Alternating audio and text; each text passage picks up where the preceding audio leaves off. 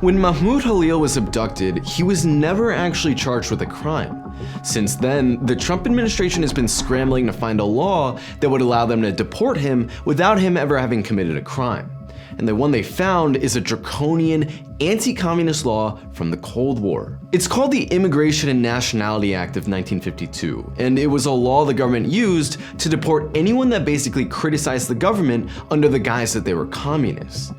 This period, called the McCarthyite period, or the Second Red Scare, which is distinct from the First Red Scare in the 1910s, saw thousands of people politically persecuted and tarred as communists, fired from their jobs, and blacklisted, even if they were just involved in things like the civil rights movement or unions. The Trump administration is now trying to use this law to say that it actually gives the government the right to deport Mahmoud, one of the leaders of the Columbia University Gaza Solidarity encampment, not even for being a communist, but because he is, and this is a direct quote, adversarial to the foreign policy and national security interests of the United States of America, basically saying the quiet part out loud that Mahmoud's crime is not supporting US imperial interests. What's crazy about the Trump administration using this law against Mahmoud is that it's obvious what history they're harking back on. If you know anything about the Red Scare, you'll know this was one of the most repressive periods in this country. It was a manufactured mass hysteria over the supposed communist infiltration of society. People were told that the Soviet Union was secretly plotting to install communist agents in positions of power across America to take it down from the inside. What followed was an anti-communist crusade that affected every sector of society. The government made it illegal to be a member of a communist party, worked to drive communists out of labor unions, Hollywood, and out of the country altogether.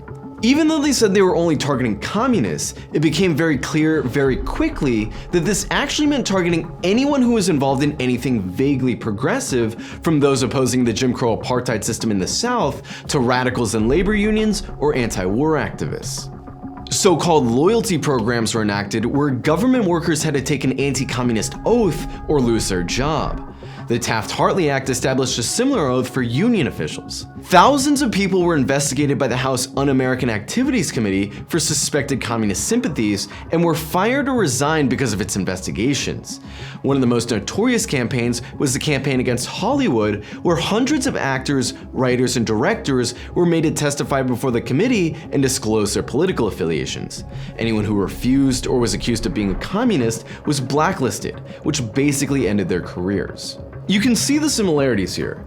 The Trump administration and pro-Israel forces have spent years, even decades, trying to cast the growing pro-Palestine sentiment in the United States as anti-Semitic.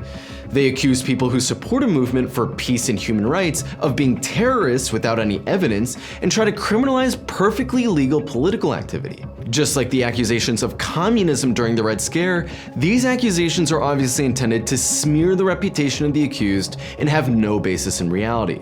But the point of the Red Scare, much like this latest crackdown on pro-Palestine speech, was never about an actual communist plot to infiltrate America. The point of the Red Scare was to silence people, crush dissent, and force a whole population to get on board with the Cold War as the cornerstone of US foreign policy. But the thing to remember about the Red Scare isn't that it was scary, it's that it failed. The Red Scare ultimately failed at crushing dissent because the guy who was leading it, Senator Joseph McCarthy, basically went way too far in who he accused of being a communist. In 1954, McCarthy accused the US Army of harboring communists and began calling members of the military to testify before Congress. Millions of people watched him make completely baseless accusations and bully witnesses on TV, which destroyed the credibility of the Red Scare as a whole. The abduction of Mahmoud Khalil and the firing and expulsion of Grant Minor, who is himself Jewish, obviously have nothing to do with anti-Semitism. The government hasn't presented a single shred of evidence that Mahmoud supports terrorism either.